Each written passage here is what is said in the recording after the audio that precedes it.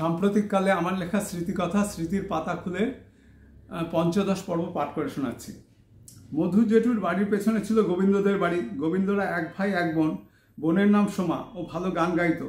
ওদের বাড়িতে কাকু কাকিমা গোবিন্দ আর সোমা থাকতো। গোবিন্দর কাকুরা মাঝে মাঝে আসতেন। কাকুর ছেলেমেয়েরা অনেক সময় আমাদের বাড়িতে এসেছে।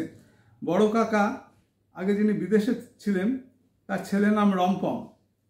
সেজ কাকু ইন্দোরে থাকতেন। এক ছেলে এক মেয়ে। মেয়ে বড়, নাম ঝিনুক। ছেলে ছোট, নাম ঝিলম। ছোট কাকু আমেরিকা থাকতেন। এক মেয়ে। একবার ঝিলম সোমার সাথে আমাদের বাড়ি এসেছিল। খুব গরমের দিন নয়, মাঝারি গরম পড়েছিল। সে মেজমা অর্থাৎ আমার মেজো জেঠিমা গরম বেশি নয় বলে ফ্যান অফ করে দিয়েছিলেন। সঙ্গে সঙ্গে ঝিলম প্রতিবাদ জানিয়ে উঠেছিল। ঝিলম তখন 3-4 বছরের বাচ্চা, বলে উঠেছিল, আমলা কি আর মানুষ না। রানাদের বাড়ির পর একটা ফাঁকা জমি, পাঁচিল দিয়ে ঘেরা, তারপর পাকা রাস্তা। রাস্তা চওড়া নয়, পাড়ার ভিতরের রাস্তা। তারপর ডাক্তার জ্যাঠামণির বাড়ি। ডাক্তার জ্যাঠামণির ডাক নাম ছিল মন্টু, ভালো নাম দেবীপ্রসাদ চক্রবর্তী। ওনার বড় ছেলের নাম ভজন, আমাদের থেকে অনেকটা বড়। আমরা ভজনদা বলে ডাকতাম। পাড়ার প্রভাত সঙ্গে গোলকিপিং করতেন। সামনের বাড়ি, আমাদের বাড়িতে ডান দিকে আর কি, বাড়িতে ঢুকতে ডান দিকে পাঁচিলের পরেই ছিল প্রভাত সংঘের মাঠ। প্রভাত সংঘ থেকে অনেক কৃতি ফুটবলার বেরিয়েছে, যেমন কৃষাণু দে, ডেভিড উইলিয়ামসও এই মাঠে খেলতো। তাছাড়া ফার্স্ট ডিভিশনের অনেক প্লেয়ার, যেমন সাধুদা যিনি পুলিশে খেলতেন, আরও কিছু প্লেয়ার প্রভাত সংঘে খেলেছে। প্রভাত সংঘে যারা খেলেছে তাদের মধ্যে ভবদার কথা বিশেষ করে মনে পড়ছে। ভবদা প্লেয়ার হিসাবে অসাধারণ ছিল।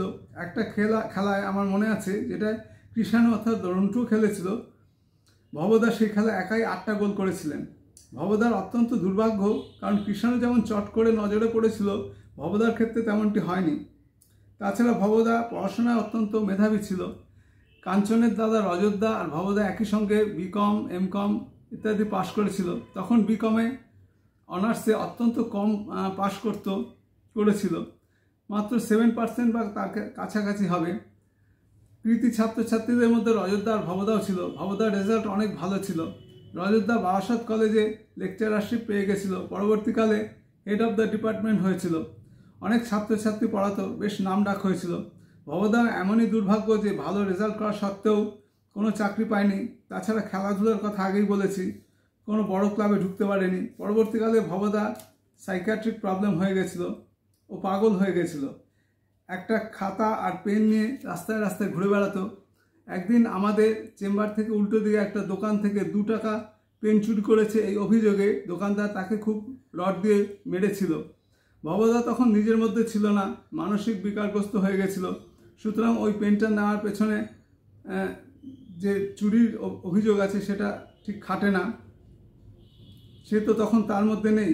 ভবদাকে ওইভাবে মারা দোকানদারে একদম উচিত হয়নি। আমি আর স্বপনদা, অর্থাৎ নাকতলা চেম্বারে আমি যেখানে বসি, তার মালিক, ছুটে গিয়ে না ঠেকালে ব্যাপারটা আরও দূর গড়াতো। পরবর্তীকালে রজতদা এবং অন্যান্য বন্ধুবান্ধব মিলে অন্তরা বলে মানসিক স্বাস্থ্যকেন্দ্রে ভবদাকে দিয়ে এসেছিল। ডাক্তার জ্যাঠামণির মেয়ের নাম খুকুদি, আমরা খুকুদি বলে ডাকতাম। আমার বড়দি সুজাতা, যার ডাকনাম পুতুল, তার থেকে কিছুটা বড়। খুকুদির ছোট ভাই আশিস আমার সমসাময়িক। আমরা ছোটবেলায় দুজনে খুব ঘুড়ি উড়াতাম। এখন নাকতলা বুক হাউসে একটা দোকান, খাতা, বই ইত্যাদি বিক্রি করে। ডাক্তার জ্যাঠামণির বাড়ি অনেকটা জায়গা জুড়ে ছিল। তিনি ছিলেন রাম ঠাকুরের শিষ্য। প্রতি বছর বড় করে উৎসব হতো, আমরা উৎসবে সবাই মিলে যেতাম।